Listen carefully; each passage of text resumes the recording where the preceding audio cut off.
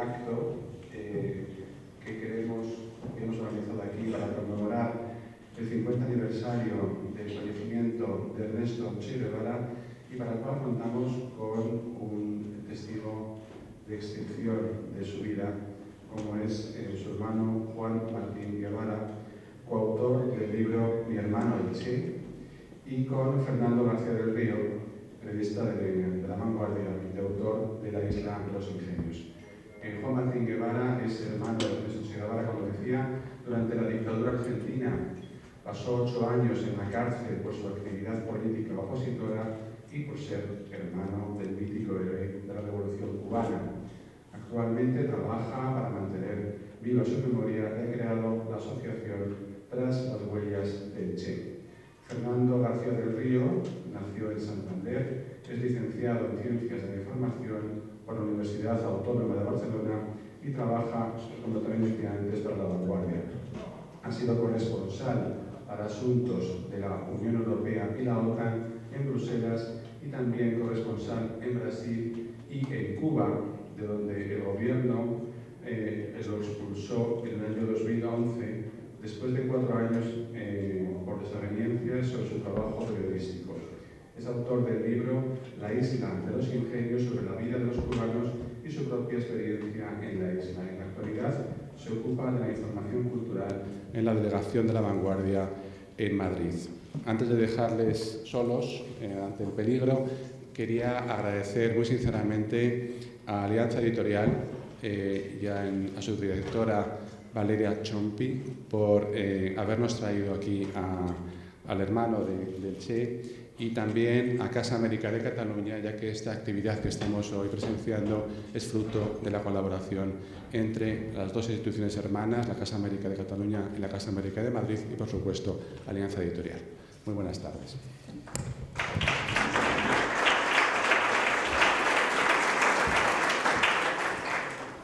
Bueno, muy buenas tardes. En primer lugar, yo quería dar las gracias a la Casa de América y a sus responsables, porque es una institución y unas personas por las que siento un especial afecto. Aquí se presentó mi libro y bueno, ellos hacen una labor, creo que encomiable, muy digna de elogio, porque permite a la gente de Madrid y a los que vienen de fuera tener una visión plural y rica de todos los países de América. Y eso siempre es de agradecer.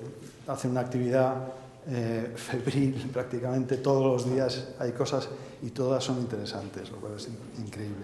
Bueno, estamos aquí para conocer un poco, yo diría que la forja del Che Guevara a través de un testimonio excepcional, que es su hermano menor, 15 años menor que el Che, pero que por supuesto convivió con él en unos años clave para la historia de su tierra, de Argentina y sobre todo de Cuba, y para la historia de ambos, ¿no? Él declara en el libro que acaba de publicar sobre su hermano que se propone un poco destruir el mito y permitir que aflore el ser humano, ¿no? Y que mejor que él para irnos explicando un poco quién es el Che, de quiénes viene, de dónde procede, cuál es, como digo, la forja, ¿no? Los perfiles humanos, un poco más allá del mito, que suele ser una condición que tapa o simplifica los contornos de las personas, ¿no? Y entonces, para empezar por el principio, pues vamos a la familia, que él describe, lo resumo un poco, no es necesariamente sus palabras, no son necesariamente sus palabras, pero él describe una familia de locos cuyo director es el padre de familia, el que lleva la batuta, el loco mayor, un señor que es un poco veleta, que es un aventurero, yo creo que en el buen sentido, y también la madre, pero de otra manera, mucho más recta, pero en el sentido de no ajustarse a las convenciones. Pero bueno, que él lo explique mejor, ¿no? Bueno, claro, esto es una cuestión que tiene que ver con de dónde salió este personaje hoy mítico, esta imagen que aparece por todos lados, que es conocida por la foto de Korda, y que bueno, entonces hay que explicar que tuvo una familia, ¿no? Y que también fue chiquito, y que hay una foto que está en una pelela, y que hay otra foto que está cargadito en los brazos de mi madre, tal vez en alguna de estas que aparezca así una de esas fotos, y que es una familia que en general los biógrafos nos definen a nosotros como que somos una familia que viene de la aristocracia y la oligarquía. Y realmente, como estaba diciendo aquí el compañero y amigo, nada que ver con la oligarquía. Conocimos, y por fotografía, un automóvil, y creo que los oligarcas tienen un poquito más que eso. Y la aristocracia presume un conservadurismo y una forma estructurada de ser. Y realmente todos los moldes, como decía, los rompían los dos, tanto mi madre como mi padre.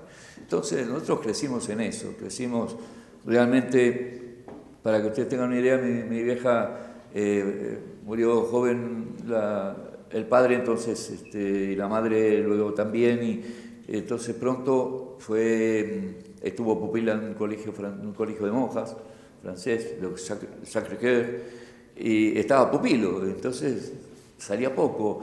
El hecho es que mi recuerdo de cuando mi vieja hablaba de curas o de monjas era una cosa, ¿viste? Era como si estuviera zarampeado, es decir, no quería saber nada con una sotana. Es decir, que le había quedado esta cosa de no a la institución, y había otra cosa que también era de no a la institución armada, a los militares, ¿no? A todo lo que fuera institucional, o sea, era como una especie de cosa que lo institucional, no. Si bien no era anarquista, ni mi viejo ni mi vieja, pero parecían, ¿eh? Vamos por partes, si te parece.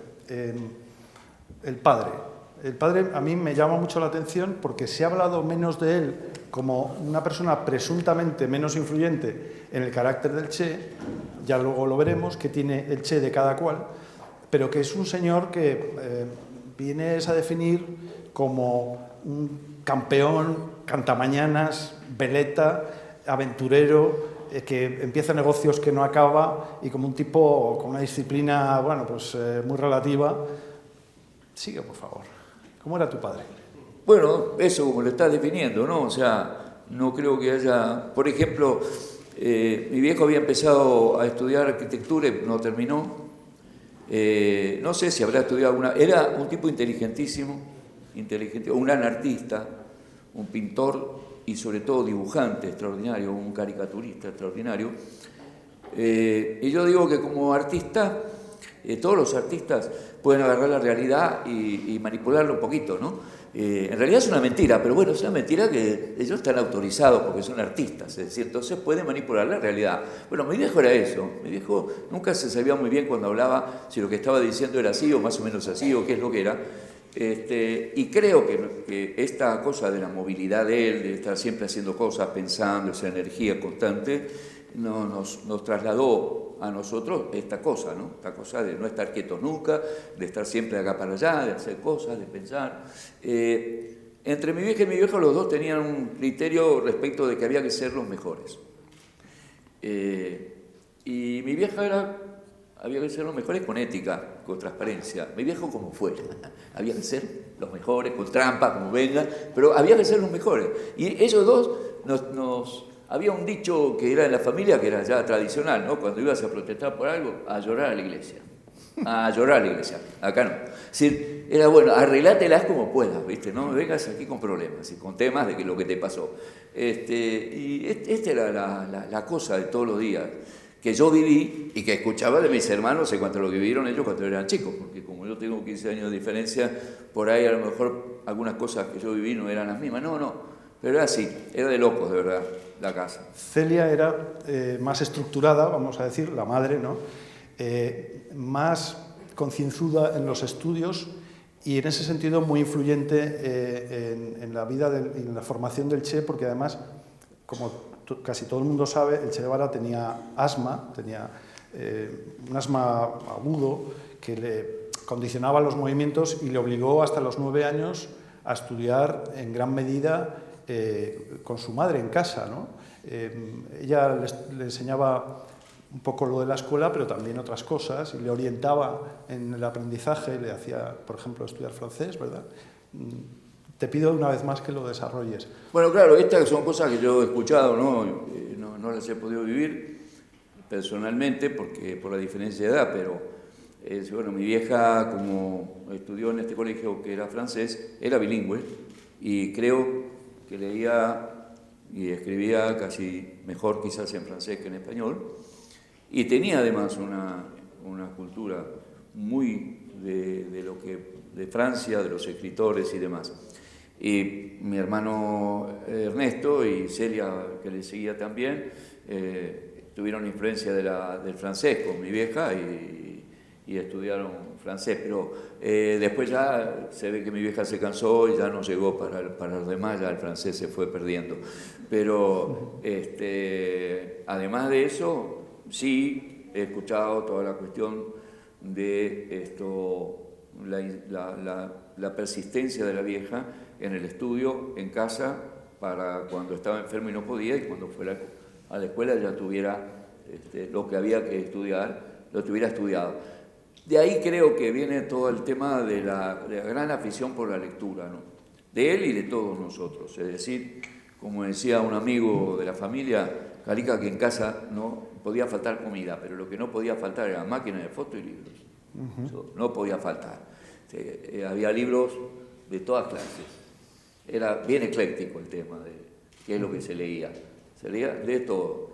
Que también me llega a mí, ¿no? Pero a mí me llega ya como una herencia. Si yo voy recibiendo los libros de todos los demás y voy pudiendo elegir si leo esto, leo lo otro o no leo. Que también, de alguna manera, porque todos nosotros, a mí también me tocó, que a la escuela primaria yo fui sabiendo leer y escribir. Es decir, mi vieja me enseñó a leer y escribir antes de ir a la escuela, ¿no? Pero te resistías a estudiar, ¿no? Y hay una anécdota que yo creo que refleja bastante bien el carácter de los padres, cada uno, o sea, la diferencia entre vuestros padres, ¿no? Y es, yo te digo las palabras y tú lo explicas, por favor, tus notas, ¿no? Las firmas en las notas y tu detención a los 13 años de edad, ¿no? A ver. Sí, bueno, esto un poco porque por lo que dice, para ver la diferencia entre cómo uno y otro tomaban las cosas, pero que en definitiva apuntaban quizás a algo que era nuestro, que era como yo con tantos años de diferencia, mi escuela fue el colegio, la familia y la calle fundamental. Esa fue mi escuela, mi secundaria, mi universidad y la calle. Yo viví la calle. Entonces, como tenía esta libertad y como mi viejo ni aparecía y qué sé yo y tal, entonces el boletín de clasificaciones del secundario me lo firmaba yo, ¿no? Pero imitaba la firma de mi viejo. Una vez, dos, y de pronto un día le dejo el boletín ahí, mi viejo lo ve que falta la firma y pone la firma. Y yo digo, bueno, ahora sí. Y ahí voy con el boletín sabiendo que la cosa venía mal porque no coincidía para nada la firma de él con la mía. Y yo el boletín inmediatamente dijo que venga su padre. Bueno, yo, no, mira viejo, tenés que ir al colegio. ¿Por qué? No sé, pasa algo ahí, no sé qué. Entonces, bueno, ahí va el viejo. Y le muestran el boletín y dice, mire, y ahora hay 2 firmas, la suya no tiene nada que ver. Sí, estaba muy mal, medio dormido, no me sentía bien, firmé mal, sí, discúlpeme, es mía, no hay problema. Y se va. Y cuando me agarra a mí, me dice, pero ¿por qué pedazo de pelotudo no me avisaste y me hiciste ir ahí a perder el tiempo? Y yo, ¿qué problema? Seguir afirmando. No, esa era. En cambio, mi vieja, para contarte la otra, es cuando yo caigo preso, primera vez a los 13 años en la calle, por vagancia, por qué sé lo que, me llevan a la comisaría, me sacan de la comisaría, y entonces mi madre me dice, ¿qué estabas haciendo, patatín, Juan Martín, qué estabas haciendo? Y mi viejo me decía, ¿por qué te dejaste agarrar, pedazo imbécil? Entonces, estas eran las dos, digamos, cosas que, pero eran, los dos era hacé, andá, ¿no? Bueno. Mi vieja me preguntó eso, pero tampoco después estuvo detrás mío para ver qué es lo que yo seguía haciendo o no seguía haciendo, ¿no? Yo soy consciente de que estas anécdotas son, muy parciales, pero claro, el tiempo es el que es, pero creo que son significativas, ¿no, Juan Martín? Y entonces, ahora tocaría, a lo mejor, contar qué tenía, y también quizá, a través de unos trazos así, medio gruesos, qué tenía el Che de vuestra madre y de vuestro padre. A mí se me ocurren, o sea, se me vienen a la cabeza dos cosas que están en tu libro, y es como el Che, Ernesto, se metía en el baño a leer y, bueno, en fin, quiero que lo expliques. Y luego también, sin embargo, él fue inventor, inventó un insecticida, ¿no? Bueno, quiero que me desdobles un poco. ¿En qué influyó el padre, en qué influyó la madre? ¿Qué tenía el Che de estos dos señores que has descrito? Bueno, quizás voy a adelantarme a algo que después me vas a decir que lo diga, pero lo voy a decir ahora. Le voy a quitar un poco el libreto acá al amigo, porque lo demuestra mucho más, como había resumido el Che ya estas dos partes, ¿no? Como cada uno. Pero cuando nos encontramos de nuevo en el 59, en Cuba, era comandante. Cuando estábamos juntos con otra gente no podíamos hacer lo mismo que de hermano a hermano. Yo me quedaba ahí. Pero cuando estábamos solos empezábamos otra historia. Entonces nos hablábamos tal como nos hablábamos antes, íbamos recordando cosas y nos poníamos a molestarnos y en algún momento a jugar de manos. Y él había tenido un accidente tirándose de un lugar ahí ya en los últimos días de la guerra y se había lastimado un codo, un brazo y entonces cuando empezamos a jugar yo le pego en el codo y él se agarra y empieza a decir ay, y está claro, cuando él hace eso yo bajo los brazos y cuando bajo los brazos me pega una trompada y me sienta una trompada. Entonces yo me levanto enojado y le digo, pero traidor, pero entonces dice, nunca te confíes del enemigo, me dice. Entonces yo ahí en ese momento lo pensé, pero después pensé, este es mi viejo. Es decir, hace trampa. O sea, cuando, ay, y después me pega, ¿no? Pensaba yo, ¿no? Entonces, esta combinación de ser un tipo, con el dinero y con esto y con lo otro y no ganar más que otro y todo lo demás, pero de vez en cuando, si te podía descuidar, era mi viejo. Sí, a veces a mí me pasa que cuando estoy pensando en una cosa digo, uy, estoy demasiado parecido a mi viejo, a ver que algo me está pasando acá, ¿no? Vamos a volver ahí, lógicamente, pero como he dejado abiertas dos cosas, yo las cuento por encima, si te parece. Yo me refería a que Ernesto Che Guevara, cuando era muy joven, a veces se metía en el baño con libros, los recitaba en francés en voz alta y si insistían en que saliera, pues se ponía prácticamente a cantarlos, ¿no? Pero luego este hombre tan leído, tan culto y preocupado y concienzudo, también se puso a inventar un insecticida que se llamaba Vendaval, al estilo de su padre, y lo tuvo que dejar porque aquello salió fatal, el polvo se colaba por los sitios, olía que repugnaba, y es uno de los negocios que él emprendió, porque él emprendió algunos negocios y que tuvo que dejar. Tú me has llevado, rompiendo el libreto, me parece muy bien, a vuestra visita a La Habana, y bueno, pues es un viaje a lo mejor un poco brusco, pero que merece la pena tocar cuanto antes. En 1959, en enero, cuando triunfa la revolución, Fidel Castro llama a vuestra familia y os invita a una especie de visita sorpresa a vuestro hermano, ¿no? ¿Qué significó para ti? ¿Cuál fue el impacto de ver al Che en otro papel tan distinto para la familia? ¿Qué sucedió en esa visita? ¿Cómo se comportó tu padre, otra vez, vuestra madre? Cuenta un poco, yo creo que con una cierta extensión, lo que significó esa visita para el Che, para ti, para tu familia. Bueno, en primer lugar hay un tema que es importante marcarlo, que es que cuando el triunfo de la revolución fue sobre un gobierno sumamente sanguinario, sumamente agresivo, que fue el de Batista, en el que hubo 20.000 muertos, asesinados durante pocos años, que es lo que duró, lo que se llamó allá el Batistato. Por supuesto que 20.000 muertos y entonces muchos emigrados, muchísimos, en distintos lugares y sobre todo en América, muchos en Argentina, otros en Venezuela, etc. Entonces Fidel le encarga a Camilo Cienfuegos que flete un avión de Cubana Aviación para recoger a los exiliados. Y ese avión empezaba por Argentina, seguía después por Caracas, seguía por Venezuela, por Ecuador y llegaba después a Cuba, cargando en cada uno de los lugares que paraba exiliados. Y entonces a Camilo, amigo, compañero, comandante también del Che, el señor de la vanguardia. El señor de la vanguardia. Él decide sumarnos, sin decirle nada a Che, decide sumarnos al avión este. Y bueno, hace todos los preparativos y se pone en contacto y tenemos que ir a, no sé, a la embajada y hacer los papeles y subimos al avión. Y entonces recién, cuando estábamos volando, es que le avisa a Ernesto, le dice, Che, ahí vete a Boyeros, que es el aeropuerto, en aquel momento se llamaba Boyeros, que está llegando tu vieja y tu familia, ¿no? Y entonces él nos cuenta después, Camilo, que eso lo hizo así porque él estaba seguro que si le decía que nos iba a subir, que él iba a decir que no. Entonces ya que una vez que ya estábamos arriba... ¿Por qué? Por una cuestión de que no, ¿cómo va a haber un gasto por la familia si son exiliados y ellos no son exiliados? Bueno, algo por el estilo. Entonces, como él se la vio, o sea, Camilo lo conocía y vio que esa podía ser la respuesta, agarró y no le dijo nada y nos subió arriba. De cualquier manera, Camilo era también comandante del ejército, ¿no? Del ejército revolucionario, no es que era cualquiera, lo podía hacer.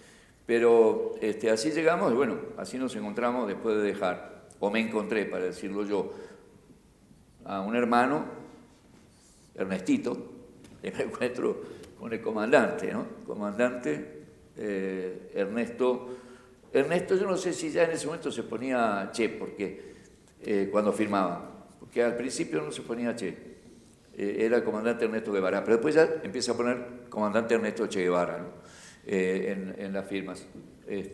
Pero en un primer tiempo no utilizaba el Che como... Yo creo que ya lo había hecho antes de embarcar en el Granma, ¿no? Una vez en una Lo carta. que pasa es que era el único argentino.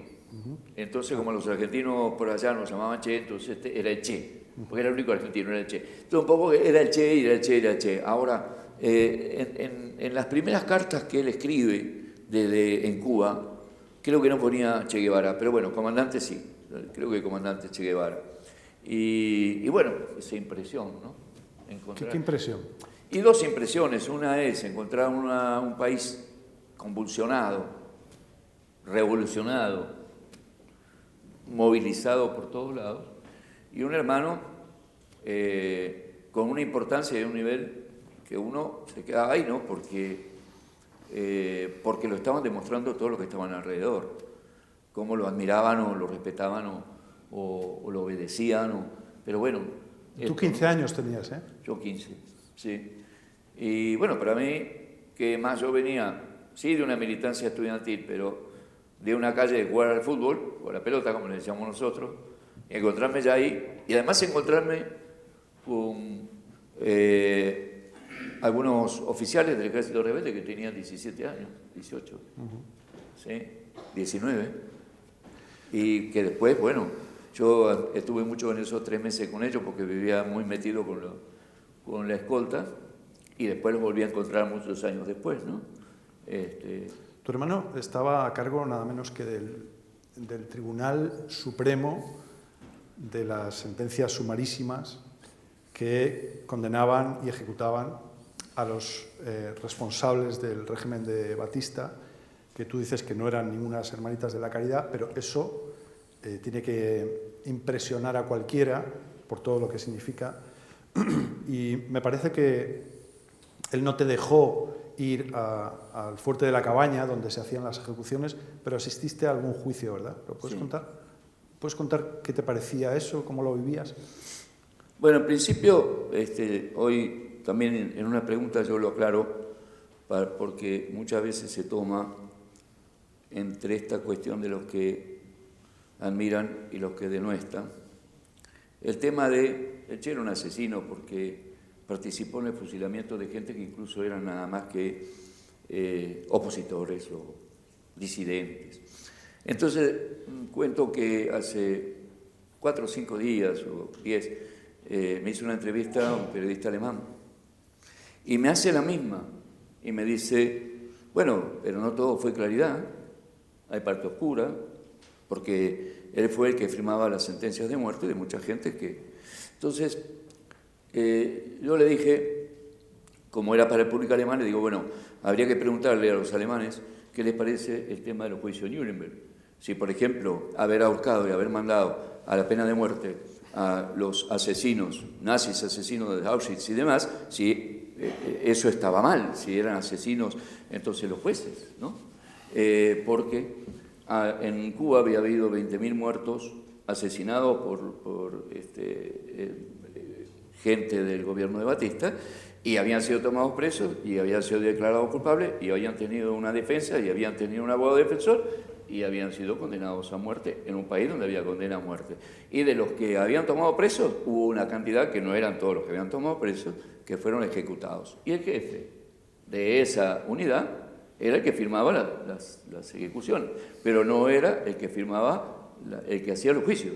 Los juicios venían ya realizados por otra gente. El primero al que fui yo, que no se siguió haciendo juicios públicos, fue un juicio público a Sosa Blanco, un asesino como todos los otros asesinos que fueron fusilados en la cabaña, tenebroso, pero fue tan terrible porque este hombre estaba sentado ahí, era una cancha de básquet, había como 10.000 personas, o no sé, 5.000, no sé, miles, y sentado como un acusado, y entonces había familiares de los que él había asesinado, que lo gritaban, y entonces era todo realmente una cosa muy desagradable aquello, tan es así que fue el único juicio que se hizo público. De ahí en adelante, ningún otro juicio, entendieron que eso no era realmente algo que tuviera a la vez la cuestión de la justicia y a la vez la cuestión de hacerlo de una manera que no era un poco linchamiento, un ambiente... Una cosa así, que no fuera, no tuviera esa característica, ¿no? Y entonces de ahí en adelante fueron juicios en los que no había público, no estaba, había, digamos, los que participaban, ¿no? Tanto defensa como demás. Ahí fue mi viejo, si en la cabaña yo no fui, tampoco era lo que me interesaba realmente, porque andaba más con los muchachos jóvenes, estos que estaban que estaban de escolta y demás, y con los que podía andar en La Habana, y podía conocer cosas, conocer gente, y no estar yendo a estos lugares que yo por ahí tenía que ir, como hay por ahí una foto, no sé si estará por acá, que vamos a ver al presidente de la República, que era Urrutia en aquel momento, y al secretario de gobierno, pero ese tipo de cosas no eran las que a mí me... De todos modos, disculpa, una última pregunta sobre esta cuestión, que por ser controvertida pide alguna pregunta más, ¿no? Algún interrogante más, y es simplemente cómo lo tomaba él, cómo le veías tú a él. Tú, claro, es tu hermano, es un hermano que dices que es protector y no autoritario, pero supongo que firmar ejecuciones, aunque sea en el contexto de una guerra que acaba de finalizar, requiere una cierta frialdad, un carácter especial. ¿Era tu hermano un hombre frío, resuelto, despiadado? Mira, 2 años de guerra, con muchos miles de muertos, no creo que siendo comandante él no tuviera claro qué es lo que significaba combatir. Y cuando se sabe lo que es combatir, se sabe quién es el enemigo. Y también el enemigo sabe quién eres tú. El enemigo mata, tú también. Entonces en la guerra no hay esta cosa de guerra. Y es guerra a quién gana y quién pierde, como es la guerra.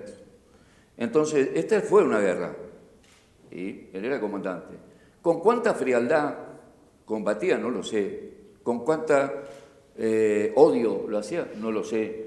Es decir, que si uno puede analizar cualquiera de las guerras y cualquiera de los que combatieron en la guerra, tiene que saber que efectivamente aquel que fue jefe, o que también fue combatiente sin ser jefe, tuvo riesgos, y en esos riesgos también tuvo que actuar sobre el enemigo y seguramente matar. Entonces, este punto es no es controvertido, sino que es complejo para entenderlo al que no participó en una guerra, o el que no tiene conciencia de lo que es la guerra y el enemigo, porque para que llegue a la guerra la cosa, el enemigo, la enemistad tiene que ser muy fuerte. O sea, no se llega a la guerra nada más que por una cuestión así... por una diferencia. Cualquiera. Entonces, ahí esta pregunta que me hace yo no la puedo establecer en cuanto a si él era frío o no era frío. Él era un tipo caluroso y cariñoso como hermano. Me imagino que no debía ser un tipo tan cariñoso como enemigo.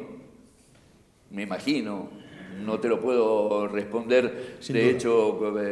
No hace falta, seguro que no. Pero que seguro que no era tan cariñoso, quiero decir. Tú estabas con él a muerte y querías quedarte allí, ¿verdad? Sí. Eso produjo algún roce familiar incluso, ¿no? Sí, porque los roces familiares en definitiva ya venían con... Mi padre era un tipo con el que no podías no tener roces. Y era, digamos, los roces y las cosas que eran buenas, pero los roces no podían no existir. Y efectivamente él se opuso abiertamente. En aquel momento que existía la patria potestad, que era que si no tenías una edad, si no eras mayor de edad no podías tomar tus decisiones, sobre todo tus decisiones de viajar o quedarte en otro lado. Y la decisión de él es no, vos volvés, yo no te pongo la firma para que te quedes. Y bueno, tampoco, a ver, fue algo que a mí me puso mal con mi padre, con mi viejo, pero digo, fue, o sea, algo más dentro de una serie de cosas que sucedieron y siguieron pasando después con mi viejo, que era parte de la historia, digamos, no es que ese hecho me marcara más que otros hechos que sí sucedieron con mi viejo. Vamos a volver un poquito hacia atrás, por un momento por lo menos, en cuanto a la forja del Che propiamente dicho, del Che Guevara, no Ernesto. Háblame de la importancia que tuvo como inicio, la importancia iniciática un poco, que tuvo una señora, una chica que se llamaba Sabina Portugal. Sí, no era chica, ¿no? Era una... Bueno, sí, chica. Cuando la llego a conocer no era tan chica. Y Sabina era una boliviana bien del altiplano y bien con la característica del altiplano en cuanto físicamente y también en su forma, ¿no? Calladita, cortadita, hablaba lo mínimo necesario, pero con una sabiduría popular increíble porque había pasado todas, había venido del altiplano, había tenido una muchacha, una hija, Rosita, que era adorada por ella, y bueno, estaba trabajando en casa y al principio había venido a trabajar como sirvienta. Al poco tiempo prácticamente ya no había un peso, así que nada que ver, pero ella se siguió quedando, hacía otros trabajos por otro lado, y medio como que nos había tomado a nosotros como, no sé, como qué. Padres adoptivos, un poco, algo, familia adoptiva. Sí, sí. Entonces, y las largas conversaciones que tenían con Ernesto, los dos compinches de ella éramos Ernesto y yo por el tema de que era el más pibe y el más chico, y entonces era que estaba lidiando con todas las cosas de la casa y de que las compras y de acá y allá, y bueno, y porque entonces teníamos mucha relación con ella. Y Ernesto, que increíblemente se pasaba horas hablando.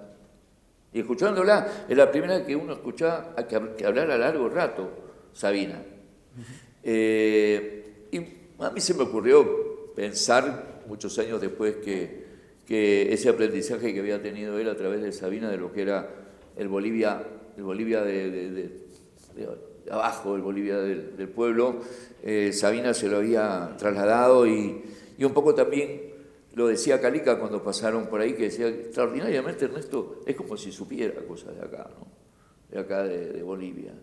Y yo creo que algo es como unas cosas, de esas cosas que voy a decir, hay algo ahí que se marcó. Le metió un poco el gusanillo de cómo vivía la gente del pueblo en otros países de América Latina y de las injusticias sociales y demás. Empezaba un poco a oír aquello, ¿no? De todos modos, el Che se forma como tal Che luego en Guatemala, bueno, en distintos viajes, pero Guatemala, México, donde conoce a los hermanos Castro, y luego ya en el viaje al Granma y en la Sierra Maestra, por supuesto, ¿no? Entonces volvemos a cuando está en la Revolución y al momento en que es ministro del Gobierno, es ministro de Industria Yo quiero... bueno, antes de eso, perdón,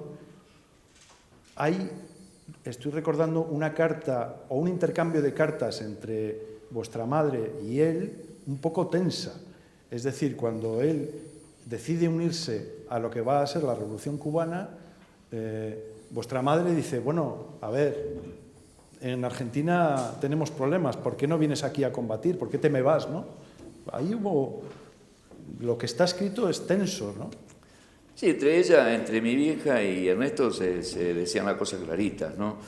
Porque se respetaban. Porque Ernesto, como tal, y ya siendo Che, lo mismo, respetaba mucho a la vieja, no porque fuera mamá, no solo mi vieja, ¿no?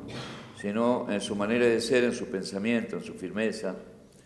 Le cuestionaba algunas cosas que tenían que ver con cierta cosa mística que por la vieja tenía, y también, bueno, le decía, bueno, claro, que estás defendiendo posiciones que tienen que ver con tus raíces, ¿no? La pinchaba. Y ella contestaba también, ¿no? O sea, también recuerdo en una carta que le decía algo como que le daba un adjetivo a él que debía tener eso, y él le dice, nunca en la vida vomitaría sobre mí mismo si algún día llego a hacer esto que vos estás diciendo. ¿Te acuerdas del calificativo o no se puede sí, decir? no me acuerdo el calificativo, pero que era una discusión que tenían ellos, que era propia de ellos. Vale. ¿Sí? Que no era así con mi viejo, con mi viejo era otra historia. O sea, se hablaba más cortito y... con la vieja era discusión en serio. ¿Sí? Bueno, tenemos al Che, ministro de Industria, presidente del Banco de Cuba, el que firma los billetes, aunque no cree en el dinero. Eso es una cosa que está ahí también. Bueno, y hay una evolución ideológica del Che, que además se encuentra por primera vez ejerciendo no una revolución, sino la burocracia del gobierno, cosa que parece que no le gusta mucho. Y hay una evolución, en la que él acaba por rechazar, digamos, los presupuestos que dirigen la acción de la Unión Soviética, ¿no? Por decirlo suavemente. Es decir, él entra en colisión con la Unión Soviética y también un poco con China, y ahí hay el principio de algo, ¿no? Pero vamos por partes. ¿Cuál es la evolución ideológica de lo que tú has aprendido estudiando y de lo que oías entonces? ¿Cómo lo explicarías tú? Bueno, hay una primera cuestión, que es que él ha sido un estudioso de siempre, ¿no? No es cierto que cuando llega a la Revolución Cubana, cuando llega al 59, él no hubiera leído nada. En mi casa se leía Trotsky en francés y él lo leía Trotsky en francés, porque mi vieja leía francés. Es decir, no es que además en las cargadas que él manda diciendo que su hija se parecía al gran jefe que era Mao, o que él le manda a otras a mi tía diciendo te habla de tal, que era el gran Pepe, que era Stalin. Es decir, no es que él no estuviera atento y profundizando en lo que significaba el marxismo. Pero ya en Cuba, y antes del Ministerio de Industria, un poco antes del Ministerio de Industria, en primer lugar que Fidel siempre lo mandaba a cosas que eran determinantes. Cuando se da el tema de la reforma agraria, la segunda reforma agraria prácticamente se hace en el INRA, y el que la dirige es el Che, y tiene que ver ya no con darle la tierra a los campesinos, que es la primera reforma agraria, sino con expropiarle las grandes propiedades, sobre todo a las propiedades extranjeras. Que ya era una decisión de otro tipo, era una decisión que no tenía que ver con restituirle la posibilidad de la propiedad a los pequeños campesinos, sino era a los terratenientes y sobre todo a las empresas extranjeras, expropiarle las propiedades. Y esa reforma agraria se la dan prácticamente para que le desarrolle. Luego Fidel también, inmediatamente cuando va al Banco de Cuba, como presidente del Banco de Cuba, no es que él sea alguien que sepa del dinero, sino que le dice, no tiene que fugarse $1. Y él lo que va es eso, sentarse arriba de lo que es el dinero que tenía el Banco Nacional de Cuba, es decir, aquí no se va $1. Todo esto empieza a trabajarse para lo que es la nación y no es para afuera. Porque obviamente mucha de la gente que ya empezaba a ver cómo venían las cosas quería irse, llevarse dólares. Ya se había llevado dólares Batista. Entonces, cuando en el INRA él hace el departamento de industria del INRA, ya después se disponen a que eso se convierta en Ministerio de Industria. Ahí hay un tema que tiene que ver, él hace un profundo estudio del marxismo junto con un marxista que venía, un español, y también de matemática superior. Es decir, que porque la primera computadora que hubo en América Latina fue en el Ministerio de Industria. Entonces, era un tipo que estaba absolutamente dispuesto al desarrollo de la tecnología, de la industria y de romper los lazos de dependencia. Entonces, en este sentido, él tenía claro que Cuba era un país atrasado, un país que tenía una serie de problemas en cuanto a las posibilidades reales de desarrollarse industrialmente, pero que tenía que hacer un camino de cada vez lograr sustitución de importaciones, etcétera, etcétera, en un camino de desarrollo propio. Ahí él establece un tipo de sistema enfrentándose con el sistema que se utilizaba en la Unión Soviética, que era el cálculo económico, en el que se tenía un contenido muy importante respecto de lo que era la cuestión material para poder hacer que la gente trabajara, es decir, el elemento material, el elemento dinero. Y él establece un sistema que es el sistema presupuestario, que es un sistema general en el cual la competencia entre empresas no genera valor, que es uno de los estudios que él hace sobre lo que es el valor. Por eso cuando él habla de dinero, no habla de dinero, habla de valor. Habla de valor. Es decir, el concepto capitalista de valor es un concepto capitalista. El dinero lo único que hace es representar una cantidad de riqueza. No representa quién tiene la riqueza, representa solo riqueza. El tema del sistema de valor es qué es lo que le da valor a eso y quién le da valor y quién se queda con el restante valor de lo que se produjo en la sociedad. Ahí es donde hay una diferencia entre el cálculo económico y el sistema presupuestario y empiezan los choques, no solo con la Unión Soviética, sino con algunos de los economistas. Hay uno conocido, cubano, ¿sí? Carlos Rafael Rodríguez, después estaba Mena, eran dos economistas, algunos economistas que eran, digamos, estaban mucho más de acuerdo con la cuestión, digamos, cómo en la Unión Soviética se manejaban las cuestiones que tenían que ver con la economía, la industria y la economía. Lo que pasa es que Cuba dependía de una manera enorme, después de haber dependido de Estados Unidos, de lo que le llamaban campo socialista o efectivamente de la Unión Soviética, ¿no? Entonces este conflicto se va agudizando. Hay unos escritos de Che ya para mucho más adelante en los cuales vaticina que la Unión Soviética vuelve para el capitalismo. Se llama Apuntes Críticos de la Manual de Economía Política. Ya cuando yo estuve en el año 61 en Montevideo, él me da a mí un manual de esos y me hace algunas advertencias. Ese manual después, bueno, fue a mi casa, no sé después de dónde fue a parar, pero no estaba subrayado. Pero sí él me comenta algunas cosas de ese manual, como que está bien, léetelo, pero hay algunas cosas, y me comenta algunas de las cosas que él pensaba ya que en ese manual, ya para el 61, ¿no? Ya en el 65... Bueno, en el 62 hay un cabreo nacional con la Unión Soviética por la crisis de los misiles, porque la Unión Soviética firma un pacto por el cual, bueno, pues ponemos los cohetes aquí, se van de allá, de la isla, y el propio Fidel Castro mueve a las masas para protestar y les dice una cosa que es poco conocida.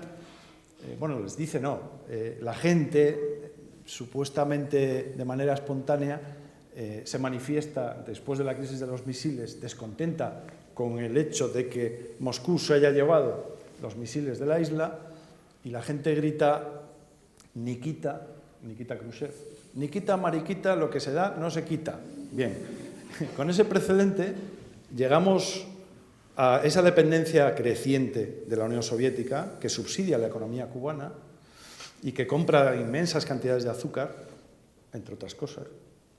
Y en el 65 el Che escribe un discurso, lee un discurso en Argel bastante explosivo, bien, con la Unión Soviética, rompe un poco, ¿no? Pero claro, Cuba, como estás diciendo, depende, ¿no? No puede romper con la Unión Soviética, depende de ella. Bien, entonces el Che Guevara desaparece. Y aquí hay distintas teorías. Hay gente, los contrarios, digamos, que dicen, bueno, es que Fidel le echó. Incluso luego hizo la pinza con yo que sé quién para que en Bolivia lo emboscaran, ¿no? Bueno, esa teoría está bastante decaída. Pero el caso es que hay, desde el punto de vista familiar, unos días, unos meses de mucha incertidumbre que también incluso existe en Cuba sobre dónde está el Che.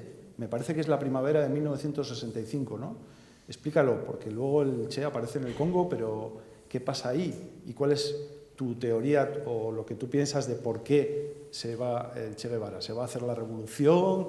¿Pacta con Fidel? ¿Fidel lo echa? ¿Hay una carta a Fidel que más o menos dice lo he hecho lo mejor que he podido? Ahí, en principio, es que esta cuestión de que Fidel abandonó, lo traicionó, lo echó, etcétera, surge después de la muerte de Che. Cuando Che desaparece, nadie habla de eso. Todo Estados Unidos buscaba dónde estaba este revolucionario, que era un factor del castrismo, del castrocomunismo, como se le llamaba en aquel tiempo. Era el castrocomunismo, que la subversión, que subvertía a Latinoamérica y trataba de subvertir incluso al mundo. Entonces, estaban detrás de eso, en absoluto, el tema de que si Fidel se lo acaba encima o no se lo acaba encima. Eso ni se discutía ni se hablaba. Eso se habla después. Y tiene una razón de por qué se habla después. Pero en el momento él desaparece y vosotros no sabéis dónde está. No, nadie sabe dónde está. Y le dice a tu madre que se va a cortar caña de azúcar y que se va a montar una empresa. Y nadie se lo cree. No, ¿Qué pasa? Pero bueno, nadie sabe dónde está. Bueno, y nadie sabe dónde está. Y todo el mundo pensando dónde está el Che. Pero dónde está el Che no porque Che se iba enojado, mal y peleaba con la Unión Soviética. No, porque Fidel. Porque lo del Congo no se supo hasta hace años, pocos años. Lo del Congo nunca se supo. Nunca se habló, como muchas otras cosas que nunca se van a hablar, incluso alguna de ellas nunca se va a saber. Misión secreta, vaya. Sí. Entonces, si va para el Congo, al mismo tiempo que él va para el Congo, Risquet va para el Congo también, pero del otro lado del Tanganica, en el Congo-Brazzaville. Es decir, el gobierno cubano estaba mandando. Si yo hoy les comentaba que el secretario general del gobierno boliviano, en el momento que el Che es asesinado en el 67, era gente cubana. Es el que manda las manos, el que manda el diario a Bolivia. Es decir, ¿cómo se puede suponer que el gobierno cubano no esté metido dentro de lo que está pasando en Bolivia con el Che si el secretario de gobierno de Bolivia es parte de la cosa? Lo mismo que la preparación de la Tania y otras muchas cosas que demostraban claramente que el gobierno cubano estaba realmente metido dentro de lo que fue el intento revolucionario latinoamericano de Che. Ahora, que todos los dirigentes cubanos estuvieran de acuerdo, no lo sé y creo que no. Que la Unión Soviética no estaba de acuerdo, seguro que no estaba de acuerdo. Por eso Monge, como secretario general del Partido Comunista Boliviano, que había estado en La Habana y había acordado en que se iba a apoyar lo que iba a ser la presencia de Che, da una marcha atrás, que evidentemente fue una marcha atrás que estaba dirigida o destinada a dejar inerme y dejar sin posibilidades de relación con las fuerzas que tenía el Partido Comunista. Es decir, que yo no digo que traicionara, sencillamente cumplió órdenes. ¿Sí? Y esa orden era una orden que no era de la CIA, era orden de otro lado, ¿no? Esto no se puede convertir en una revolución. Es decir, la coexistencia pacífica había que mantenerla. Era la posición soviética, que vamos a triunfar sobre el imperialismo a partir del desarrollo que nosotros vamos a tener como gran país y como sector, digamos, socialista, y esto no era la opinión de Fidel ni la opinión de muchos compañeros. Entonces la otra cosa es, si luego hay una carta de Fidel que está publicada en la que Fidel le dice ¿por qué no vienes para Cuba mejor antes que ir directamente para Bolivia? Y él decide ir y se entrena en Pinar del Río y se lleva a una cantidad de compañeros muy importantes para la revolución cubana o para la dirección cubana. Evidentemente Fidel estaba de acuerdo, es decir, que Fidel esté pensando, que se diga eso, es un lente que tiene que ver, como yo digo, cada uno mira la realidad con unos anteojitos que son los... Si yo tengo un anteojito que es muy favorable a Estados Unidos del imperialismo, es probable que los mire así.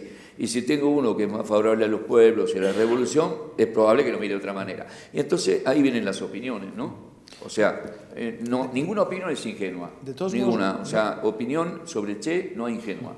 Siempre. Claro. Pero hay ni la mía tampoco es ingenua. Claro. De todos modos, hay un par de factores que pueden alimentar las suspicacias. Y es que aquella misión, vista con una cierta objetividad, si eso existe, era una misión suicida. Los campesinos estaban un poco ajenos a todo ese mundo. Y luego el Che fue traicionado, ¿no? Parece que hubo traiciones, que hubo delaciones para que dieran con ellos cuando ellos estaban emboscados, ¿no?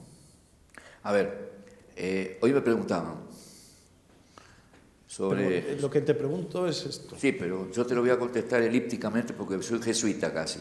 Entonces, como me he criado en una familia jesuítica, otro jesuita. ¿sí? Una familia en donde la elipsis existe, entonces podemos empezar con el nacimiento de nuestro Señor y llegar por ahí hasta otras situaciones. A ver, decime la pregunta exacta para tratar de responderte. Hay dos factores que pueden alimentar las suspicacias respecto a esas teorías que ven, bueno, pues algo oscuro en el final del Che en Bolivia. Sí.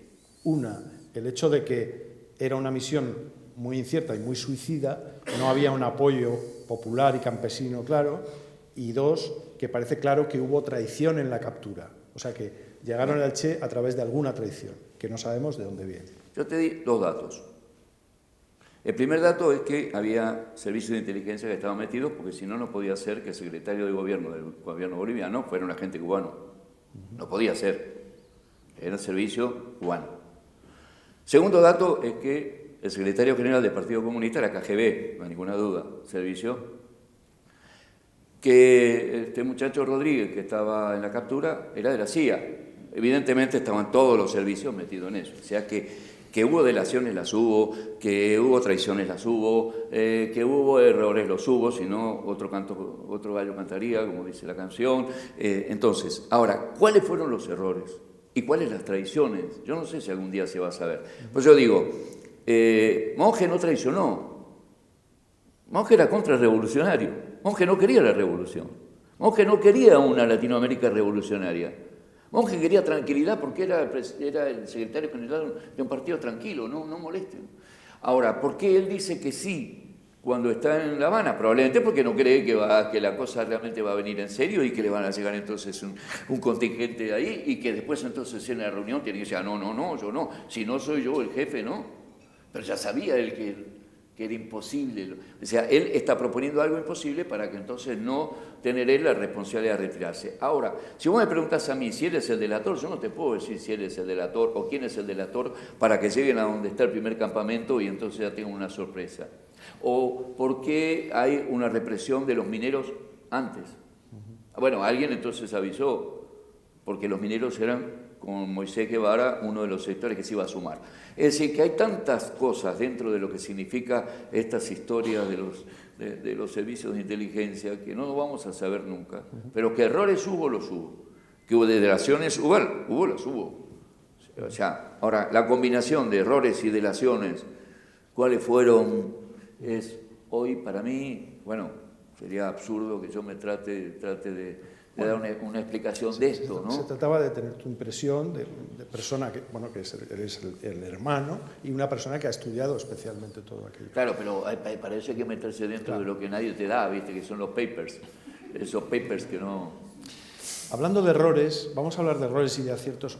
Vamos un poco cerrando esto, ¿no? ¿Cuál es el legado del Che?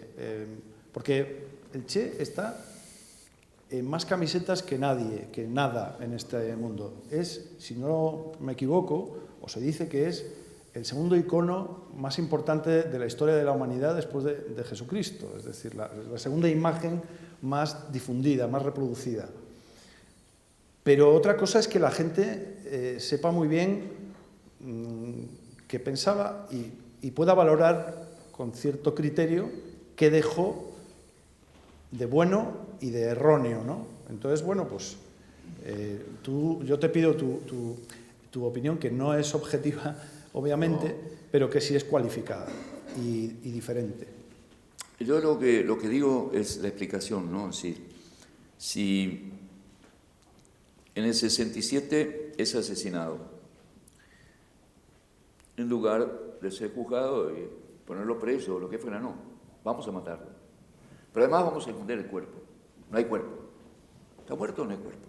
Pero tratar además de que no haya pensamiento, que no haya nada, ¿no? Se acabó Che.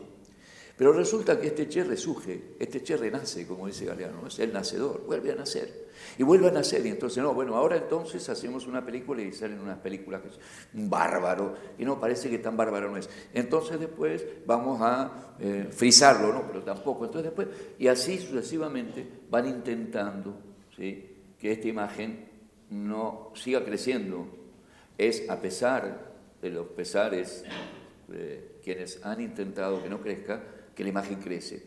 Y eso tiene un sustrato social, de distintas vertientes, porque cada uno se pone la camiseta por lo que cree, por lo que quiere, porque lo que le parece, ¿no? Algunas, me acuerdo a algunas chicas mirando y decían, ay, pero qué buen mozo que era. Bueno, entonces sí, algunos se pondrán la camiseta a una niña, pues sí, que porque mola, que, ¿no? Sí, está bueno. El otro porque esto, el otro porque el otro, el otro porque será revolucionario, el otro por lo que sea. Lo que sí está claro, que tanto Cristo, que también fue tratado de ningunear, como el Che, que ha tratado de ser ninguneado, no han podido. Ahora, son manipulados. Esto es así. Cada uno lo va a manipular. Bueno, ¿Pero qué ha dejado? ¿Qué ha dejado? ¿Qué crees que es? ¿Qué ha dejado? Bueno, habría que verle con cada uno de los que se pone la camiseta para ver lo que se la puso, porque hay una realidad de por qué se la puso. No es cualquiera, ¿no? No voy a poner una camiseta yo de quién. A ver, de González, no. Me pongo una de Che. Si me pongo una de Messi es porque me gusta el fútbol. Si me pongo una de Che porque es músico, ¿no? Bueno, ahora, lo que sí ha dejado para mí es esto que de alguna manera yo digo que es de la mejor, desde el mejor punto de vista aprovechado por quienes, como yo piense, como yo pueda hacer, es que si esta imagen es conocida, hay algo favorable, porque yo le puedo poner contenido, porque si no fuera conocida tengo que hacer conocer la imagen y es muy difícil, ya es conocida. Entonces ahora es mucho menos difícil, o más fácil, si tú quieres, menos difícil, más fácil, buscar el contenido de los 3.000 páginas que él escribió, de todo lo que dijo y demás, y ponérselo a esa camiseta, ¿no? A esa camiseta, a esa imagen que no tiene contenido, ponerle contenido. Entonces, es realmente una tarea la de trasladar esta historia de por qué hoy esta imagen sigue teniendo presencia, aunque muchos no quisieran que tuviera presencia, porque, por ejemplo, hoy en una entrevista había muchas cosas que venían desde el Twitter o desde el Facebook o qué sé yo, que eran denostables, ¿no? Por supuesto, ¿cómo? Bla, bla, bla. Bueno, ¿por qué les duele que el Che siga siendo Che? ¿Por qué les duele? ¿Por qué no ignoran que el Che siga siendo Che? Porque el Che es revulsivo, es revolucionario, es rebelde, llama a cambio, llama a transformación, a revolución, entonces digamos que es esto, que es el otro, tratemos de denostarlo como las 20 maneras posibles y no hemos podido hasta ahora. Esto es lo que deja el Che, esto es lo que deja, que los pueblos al final acaban teniendo razón respecto a quiénes valen y quiénes no. Y la valoración la tendrá que hacer el futuro, los jóvenes. Nosotros intentaremos trasladarle todo lo que escribió, todo lo que dijo, para que no sean los biógrafos y no sean los que dicen una cosa y dicen otra, sino qué dijo él. ¿Y alguna vez has pensado qué habría sido de mi hermano, qué habría sido de mí, qué habría sido de su parte de la historia si no hubiera muerto? ¿Estaría ahora no sé, en un puesto en el gobierno cubano, tendría 89 años, en algún puesto en la América Latina, llevaría chándal, estaría retirado. Yo hoy dije algunas barbaridades que no las voy a repetir porque si no después van a decir, no, siempre diciendo barbaridades. Pero por eso lo mismo digo de lo del gallo, ¿no? Si el Che no hubiera muerto, la revolución en Latinoamérica no hubiera triunfado. Probablemente Trump no sería el presidente, hubieran buscado uno un poco más suave. Y te podría seguir diciendo, en cuanto a lo mejor los chinos no estarían con Xi Jinping y a lo mejor no estarían tan capitalistas, quién sabe. Pero ahora Latinoamérica sería otra. De esto, seguro. Porque la decisión realmente era la de llevar a la liberación de Latinoamérica y a salir de la dependencia, ¿sí? No solo la dependencia de Estados Unidos, la dependencia de Europa, la dependencia de Asia, la dependencia de todos los poderes, ¿no es cierto?, que utilizan esos poderes para establecer esa relación de dependencia, ¿no? En la cual la relación de dependencia hay un valor que va a partir de un lugar para otro. Es decir, no es circunstancial que las grandes empresas norteamericanas, ¿no es cierto?, lleven sus dólares para otro lado. Junto con los dólares se están llevando el trabajo El mundo sería mejor. Sí, bueno, por lo menos América Latina sería distinta. Bien. Sí. El mundo no sé. Ya. América Latina sí. América Latina es un buen pedazo. Porque como buen argentino podría decirte que sí, pero no, bueno. O sea, yo le contaba, hay un cuento que es nuevito, o por lo menos para mí, nunca lo había escuchado. Yo, no sé si te lo conté o te lo pregunté a vos. Se encuentra hoy y uno le dice al otro, ¿sabes cómo se hacen para meter en un auto a 30 argentinos? Mira, ¿cómo? No sé, se los desinfla y se los mete. Entonces, imagínate, para que ustedes sepan si estamos inflados o no. Tenemos una reina de Holanda, Argentina, tenemos un papa, Francisco, argentino, y peronista encima, peronista, argentino y peronista. Y de San Lorenzo, encima es futbolista el tipo, de San Lorenzo, y sale haciendo así en un auto. Bueno, tenemos a Messi. Bueno, pero juega bien el tipo, mete goles, pobrecito, ahora tuvo un empate. Y no logró con eso. Lo máximo. De todos modos, en esto Argentina compite muy estrechamente con Cuba, también tienen todo. No, dicen que los cubanos son los argentinos del Caribe. Sí. Pues tú mismo lo dices. Estamos de acuerdo. Entonces, un poco para finalizar, si te parece. ¿Por qué este libro? ¿Por qué después de muchísimos años de silencio, tú y todos los hermanos que han permanecido callados, por cierto, por qué decides hablar, no ahora, hace unos pocos años, y qué significa, en definitiva, estar aquí hoy contando? ¿Por qué estás aquí? ¿Por qué has escrito el libro? ¿Por qué has hablado después de tanto tiempo callado? ¿Por qué estuviste callado? Bueno, en principio, un agradecimiento porque cuando yo llegué, entrando por ahí, vi todo esto, estaba vacío, ¿no? No había gente. Digo, qué grande que es esto. Digo, y vendrá toda esta gente y se llenará esto. Y se ha llenado. Entonces, es para mí, digamos, un honor y un agradecimiento que ustedes estén aquí, de verdad. Y, por supuesto, además, estar invitados por la Casa América, estar invitados por la editorial. Y yo digo, este libro está hoy traducido a 10 idiomas. Si yo fuera realmente un autor, no hubiera podido estar traducido ni a uno. Entonces digo, realmente no soy yo, es el Che. Entonces, para mí es realmente como una responsabilidad estar aquí, como algo de trasladar. Realmente tengo la posibilidad, y yo me di cuenta en algún momento que esa posibilidad no la estaba teniendo en cuenta, de trasladar a los demás cosas que fueran tomadas con mucho más, digamos, encarnadura o como le quieras llamar, porque soy el hermano. Es decir, que humanizar al mito es más fácil para mí porque es mi hermano. Es decir, bueno, pum, lo bajé, lo puse con 2 pies y empecé a contar cosas de la familia, cosas como era él, como era el viejo y demás. Entonces, de esa manera, poder llegar después a verdaderamente qué dijo él, qué escribió él, qué quiso él. Luego, más adelante, una vez que el que lea lo que quiso, lo que dijo, lo que escribió, y diga, no, esto no sirve para nada, es problema del que lo leyó.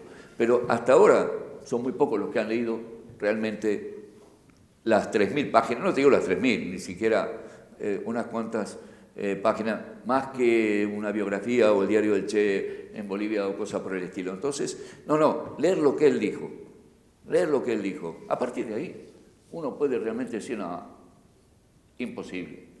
Contextualizarlo, imposible. Que esto, yo digo, hoy me preguntaban, bueno, ¿cómo me defino yo? Bueno, Ernesto Che era marxista. Bueno, yo, como digo que soy hermano de sangre y soy compañero de ideas, soy marxista. Pero era crítico y he leído y he escuchado muchas de las críticas de él sobre Marx y el marxismo. Y era leninista también, él criticó a cosas del leninismo, también las he leído. Y digo, bueno, si voy a seguir los caminos de este hermanito, soy leninista.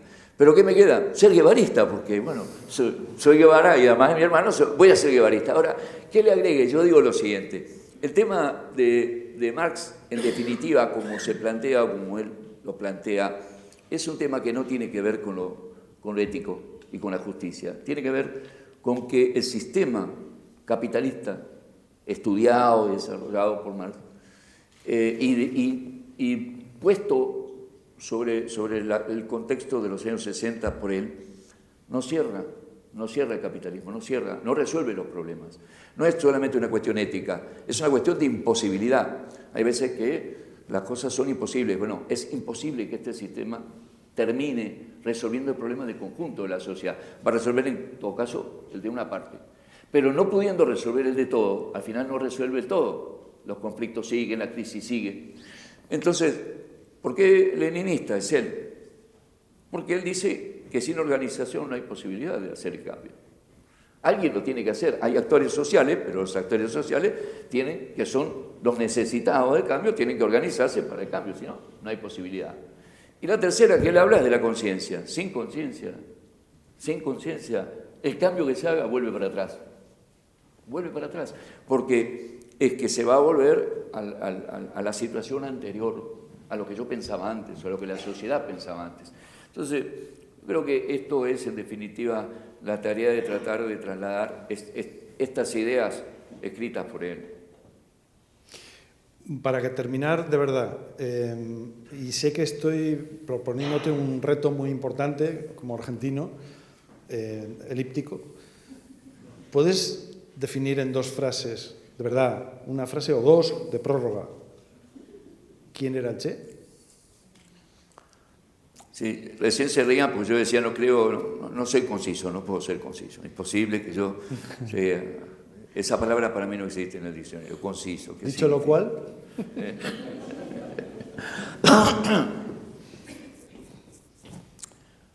Un luchador, un hombre que va a estar y ha estado siempre presente, estaría hoy si viviera en los lugares en donde fuera necesario estar para luchar por los intereses de los pueblos. Ese es el Che, al parte del pensador y del marxista. ¿Lo dejamos así? Ahí. Estupendo. Muchísimas gracias.